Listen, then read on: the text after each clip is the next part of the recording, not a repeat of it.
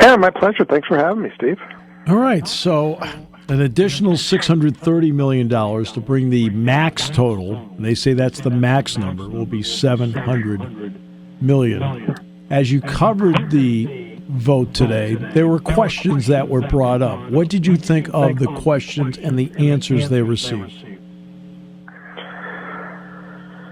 I think overwhelmingly it came down to cost versus value. This is what I think what some of the trustees who have issues with this, that's what they're coming to. One of the issues that came up was a separate proposal, evidently, that was made to bring in, I guess, outside agencies that would be a public-private partnership that would be part of the renovation. That would include some other renovations or other construction besides Beaver Stadium. Like I understood some sort of maybe perhaps entertainment district or condo development, something like that. And ultimately, the university did not choose that route. They chose the route of just keeping it in-house, self-funding it through the athletic department. And I think where they're coming from with this is they're pitching Beaver Stadium as not just Beaver Stadium anymore, that this is a year-round entertainment facility in itself. One of the interesting things that Pat Kraft, the athletic director, said is that once Beaver Stadium is done, it would be, quote, one of the only multi-use entertainment facilities at this scale between Philadelphia and Pittsburgh. That, to me, is the core point that they're trying to drive home with the new Beaver Stadium, that this is not 7 Saturdays a year anymore, that this is a 365 365-day-a-year building. They're going to have a 20, I think it's about a 20,000 square foot of additional event space within Beaver Stadium as part of a welcome center. That with the club space that's going to be added, with the club seating, with the suites, there's something like a founder suite and some other executive suites that are going to be in there. They're using that as revenue generation for football, but also that this is going to be used the rest of the year. And I don't think it's just going to be confined to big events like a Luke Combs concert or whatever comes down the road with international soccer. Allie Krieger, one of the board members, the new board members, suggested maybe a Women's World Cup game if the U.S. gets the Women's World Cup in 31. But this is just going to be event space. Even just think of things like weddings, meetings, trade shows, anything like that. Anything you can bring to Central Pennsylvania, I think they're looking to use Beaver Stadium in that way an awful lot more than it is now. Yeah, in fact, I think they want to use meetings, weddings. In other words, they want to have the kind of meeting space, wedding space, where that building is being rented out as often as possible. And let's face it, hey, we're going to have our wedding. We want to have it at Beaver Stadium. Okay, now it's going to cost you to do it, but they're trying to use that label as an intrigue to bring more business in like that. Yeah, and I know they do some of that, like some of maybe like the club seating area or like the recruiting lounge. Some of that is rentable space now, the suite. Yes. But it's simply not available. One of the things that Pat Kraft said, that they have a wait list for suites. And that, I mean, when you're going to be adding that number of suites on the other side, that doesn't have to be just used during the season. Those suites can be rented at any time. Well, more so than that, to me, suites on the west side have slightly more value than suites on the east side, game-wise. Right. But on the west side, because the sun's at your back in the afternoon, okay, yeah. It's not in your face, and that's a small thing, but something that has to be brought up. They want to upgrade the field. The biggest thing, like I said, I think it was just the fact that this is now Beaver Stadium is now going to be coined as a multi-use entertainment facility. Yeah. Exactly. And look, right now it has a backlog of $200 million in deferred maintenance, which everybody around here knew anyway. It was like coming out today. It was like, oh, okay. So they finally told everybody. Okay. All right. So, I mean, that's part of this. And that's something that it would have continued to accumulate if they had done nothing, right? And I think the additional what some of their estimates was that, if you don't see those funds this year, then you're adding another $40 million. That's right. Potentially to that in more deferred maintenance. So that is not a static cost. That's a rising cost. the maintenance keep going. I mean, that's a steel structure. Still needs maintenance. Things like those concourses are they're narrow. So in some spaces, Pat Kraft said, I was able to interview him this morning, some of them are like 14 or 15 feet wide. They're going to more than triple the width of some of the concourses. That is going to dramatically open up. And that's a full stadium thing. That's not just the west side. That's right. That's going to go to the east side as well. Things like escalators coming in, that they're going to improve circulation, some of the gate entry issues, all of that stuff that makes Beaver Stadium difficult to get into, to get around, to get out of. That is all part, I think, of the infrastructure issue of it. Right. More escalators, more elevators. The expanded concourses will go from 14 feet, which is what Mark just pointed out, to 50 to 55 feet. So that essentially quadruples the width of the concourse. They'll add the Gate F concourse will be used to get traffic into the stadium. 2 new video boards. I know the Wi-Fi cell service thing, I mean, it's become a bad joke over the years, but yeah. More concessions, I think 102 more. It was like a 70% increase, and the bathrooms, obviously, and more 15% more bathrooms, which that surprised me. I was like, I thought that number might be higher, but yeah, I mean, because again, the last thing you want are lines, because you want people to leave the stadium regardless of the score and say it was a great experience. That's what that stuff does, in my opinion. Yeah, no question. Yeah. Okay. So now the question is going to be, Sarah Thorndike was there, and she was talking about the money part of it. And she explained the logistics of not doing anything, building brand new, doing this. What were some of her answers on this? Yeah, so essentially this was a three-pronged, or they modeled 3 issues. Not doing anything, that's the bare minimum, that's the maintenance, that's the $200 million plan. That's just fixing what needs to be fixed. That doesn't address the revenue issue, and that's a key issue. As you know, we're getting into the new, where, an athletic department is going to have to start paying players. They're going to have to generate more revenue from outside sources. That's part of this. A new stadium, as she said, is $2 billion, and that's going to be a sub 100,000 seat stadium. You're not getting 106, right, or probably even 100,000 seat stadium for $2 billion. Right. So you're building a smaller stadium. It might be in the 90s. So that's how they settled in on the current number, which is $700 million. She actually told the board that they have a target number of $664 million. They're budgeting out to $700 million. $70 million was what was released last year, was approved last year through bonds. So the next phase would be, what they approved today essentially was up to $630 million, and that will be funded through bonds, philanthropy. They're looking at raising about $134 million through philanthropy, and they've also modeled that revenue, the revenue increases that will come from Beaver Stadium. Again, the extra usage, the suite sales will pay for this it's modeled out over 30 years. She said they don't think they're going to need to borrow over 30 years, but again, that's their modeling where they're going. And as always, just to reiterate, Penn State Athletics is self-funding, so none of this money will come from the university budget, tuition dollars, anything like that. She did tell me something, I think this was maybe hinted at last year. Penn State would accept, the budget does not include any modeling for state grants. Right. So there's no state money as of now that would be used.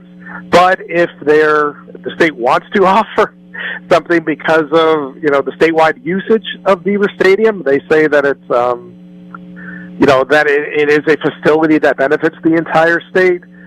Sarah said that they would welcome some sort of state grant or state funding, quote, as long as it is outside of what we get for our educational mission. So it has to be something specifically related to Beaver Stadium and not to the educational budget.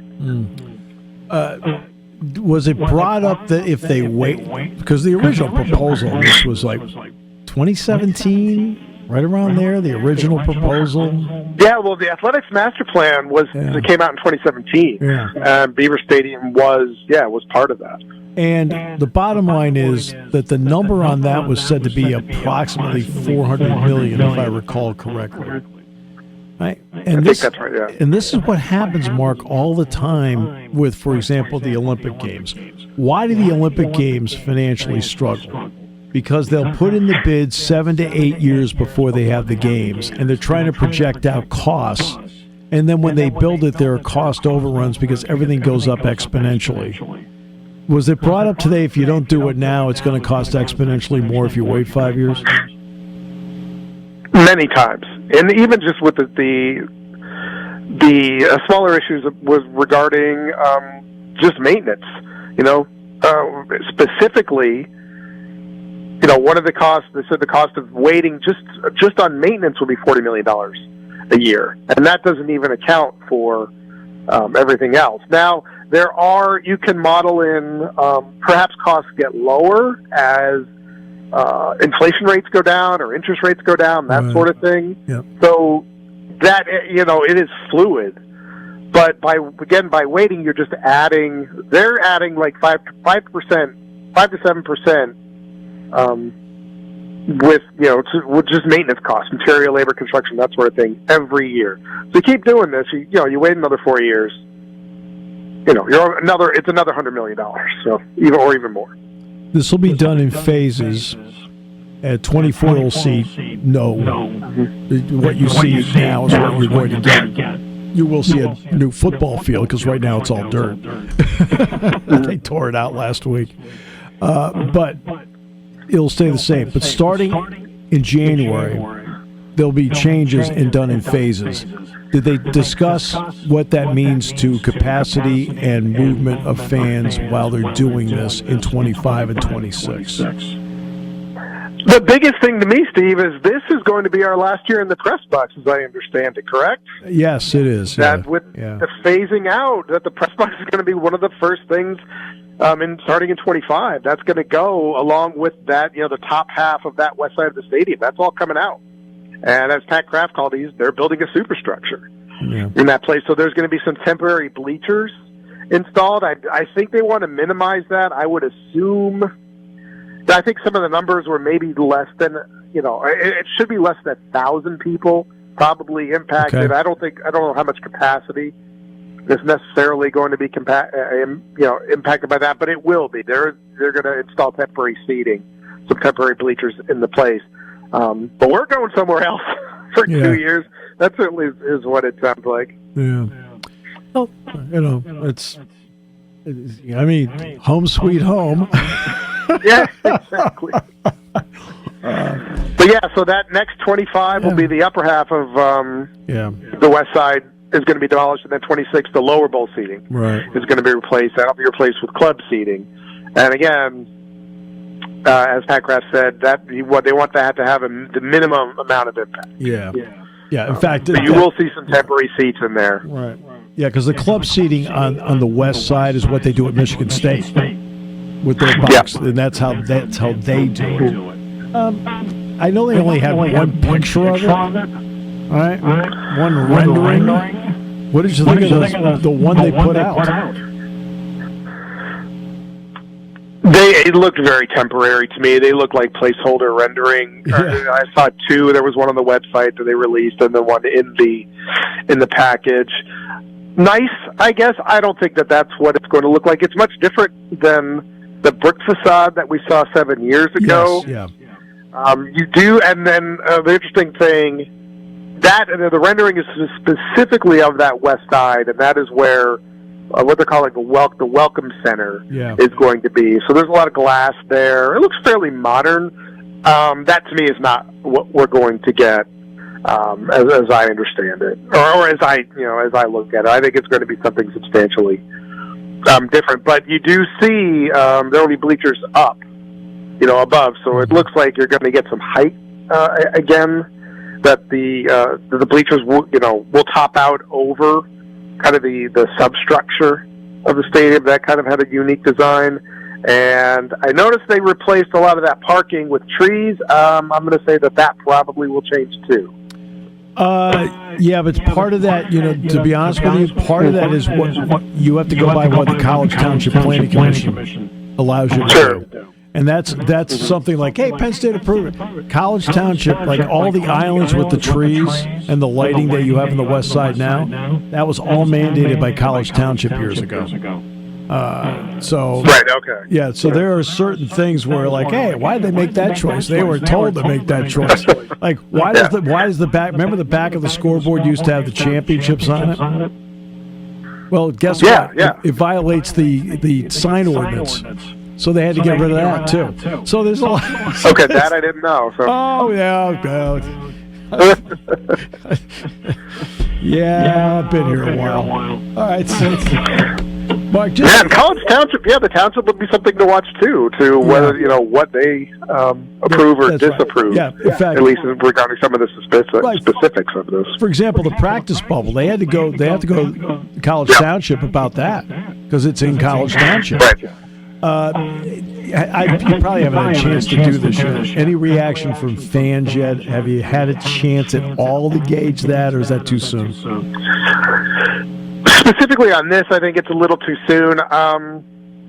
But over the past year, my sense was that I think Penn State, at least from a fan perspective, landed in a sweet spot that I remember. I used to go to Yankee Stadium, like the old Yankee Stadium, which I loved. Yep.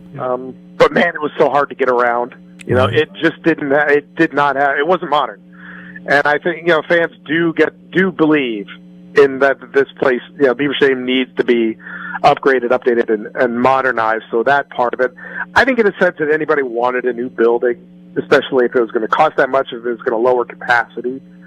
At that point, if you're building a new building, you're probably going to have to name it something. You're going to have to sell the naming rights for financial reasons, and so far, that's not part of this. I'm not saying that it can't happen, but Patrick Kraft has said that's not part of it, to this point.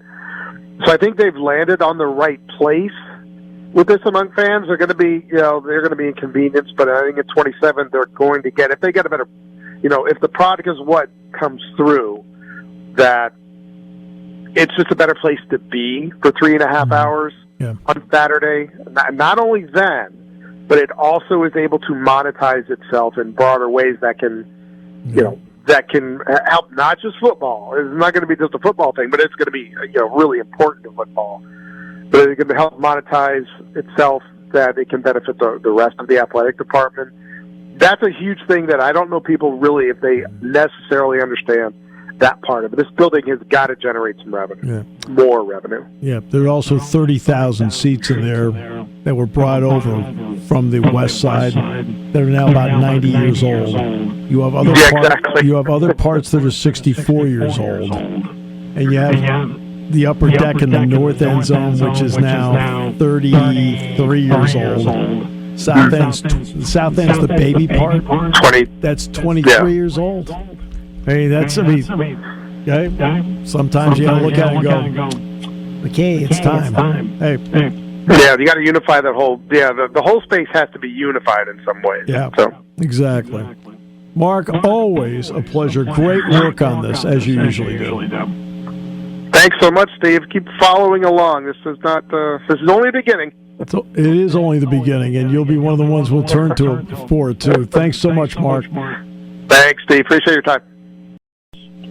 Yeah, good to be here. What do you like about this team so far? You've seen 2 months of it. What do you like about it? Oh, man, what's not to like? Yeah. I mean, all of it. I mean, they're doing everything well. The pitching's been unbelievable. I mean, in particular, the starting pitching. And it gives you that sense, you have a chance to win every night. And that's a powerful feeling for a team to go in there and feel like every one of their guys, 1 through 6, has given them a chance to win most nights. So they're obviously a really deep, talented team offensively, but I think the starting pitching has been the most pleasant surprise, just how good they've been top to bottom. All right, so I want to get to one guy that has been with the club for a while, and that's Ranger Suarez. What has allowed him to be as effective as he has been so far? I mean, in short, command.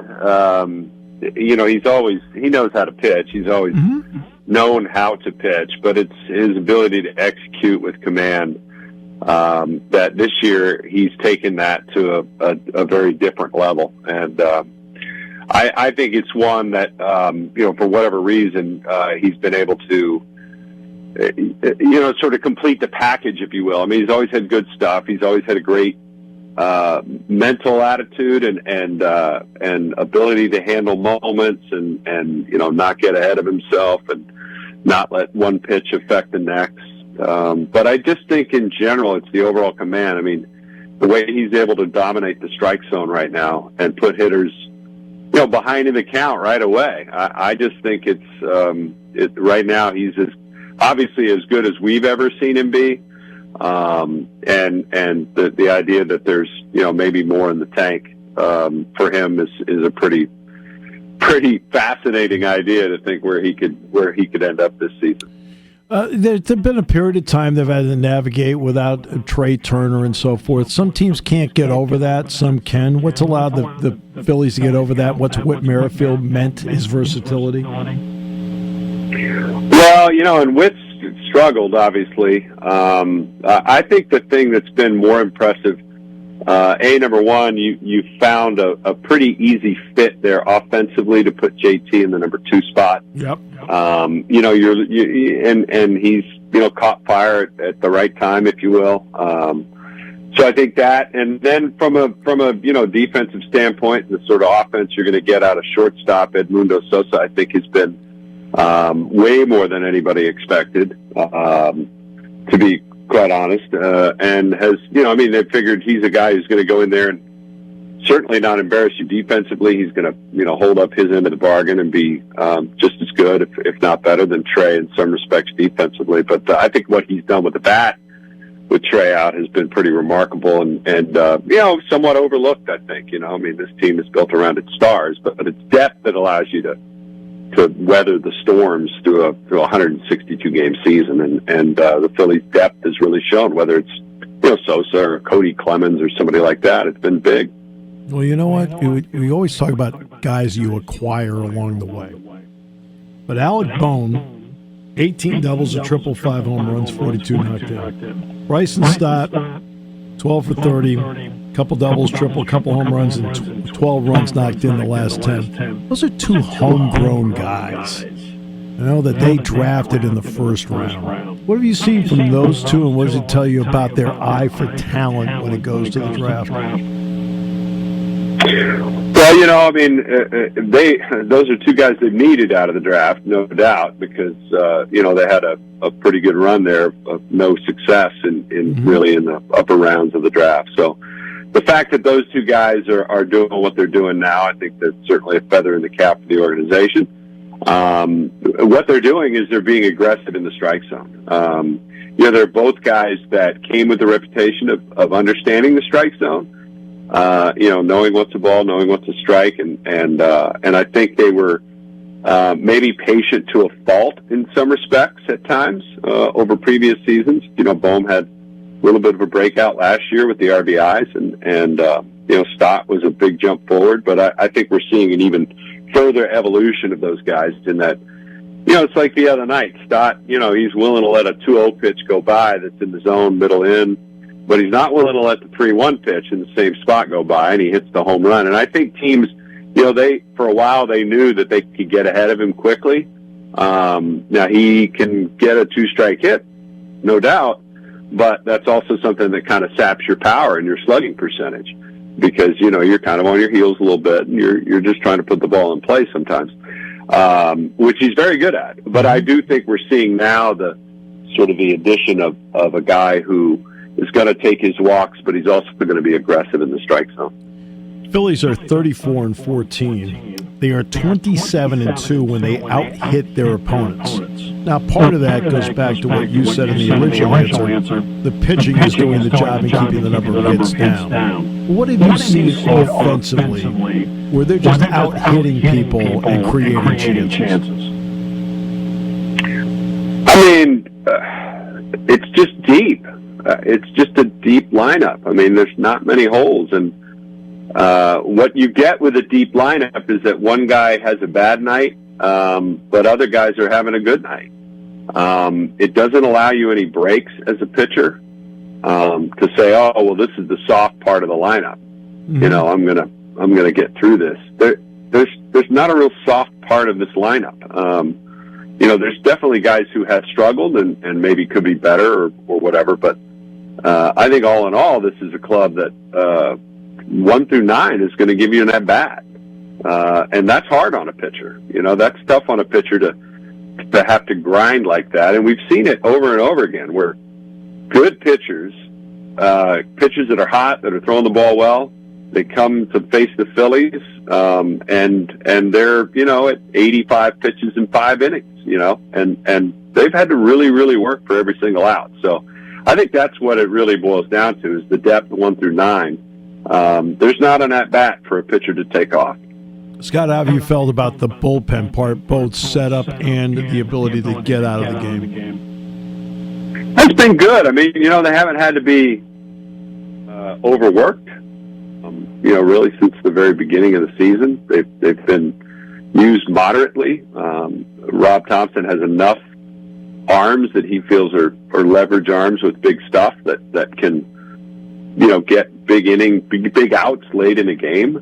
So I think it's allowed you to not have to rely on, you know, 1 or 2 guys every single night. And I think that makes everybody better in the end, you know, over the long run. And it may be something that we really see bear fruit, you know, later in the season. Other teams might be struggling with their pen or you know, grinding away to get every single out. And the Phillies might be a little fresher, you know, come August and September. I mean, time will tell, but I think the big thing with the bullpen is that the fact that they've been moderately used to this point bodes well for the future. Scott, I know when they've made acquisitions, what's impressed me is not just the quality of player. I mean, you have to have that. But it seems like they've brought in a personality type. Bryce Harper's a personality type. Kyle Schwarber's a personality type. Brandon Marshall, personality type. I mean, good clubhouse leadership guys. What has that component meant? And are you sensing the Phillies are looking for that component to go with the talent? Oh, without a doubt. I mean, to them, that's important. I mean, Dave Dombrowski is he's a really hands-on GM, and it's a big difference, a big departure from what we saw in previous years.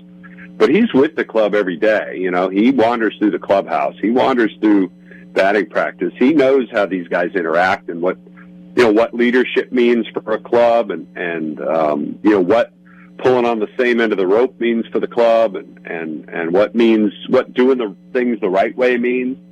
So yeah, absolutely, it's a focus of theirs when they, you know, if they go out into the free agent market, or, you know, whether that's a high profile free agent like a Trey Turner, or whether that's a, you know, sort of under the radar, maybe 6-year minor league free agent type guy. You know, they're looking for players that want to win, that they feel like, you know, sort of meet that criteria. You know, beyond just being a good player and athlete with skills, they want a guy who is going to fit in that clubhouse. Right. So every team takes on its own personality. And I'll ask coaches when I do interviews, football, basketball, at some point, you know, what kind of personality are they taking on? What's the personality of this team after watching it for a couple of months of spring training? I mean, it's one that believes every day there's a game to be won, and there's a game every day that matters. And if you have a game it's not that they're, you know, if they let one get away, that bothers them. Mm-hmm. I don't know that you could say that about previous Phillies teams, especially early in the season. I mean, I'm not going to say they took days off, but what I'm saying is that, you know, the losses now still eat at them. Yes. And I'm not sure you could, you know, and they're 20 games over 500. They lose one game, they're upset by it. They have a bad at bat, they're upset by it, because they know, they've seen it in the postseason. They know every at bat matters, so they take every one of them seriously. And I think that's the, you know, maybe the hallmark of this club right now is the fact that every pitch, every play matters. You know, it's 162 games. And you can tell right away which one's, oh, well, it's one of 162. It just doesn't seem that's what this team is. This team thinks every game is a big game. Absolutely. And that's huge. I mean, that's a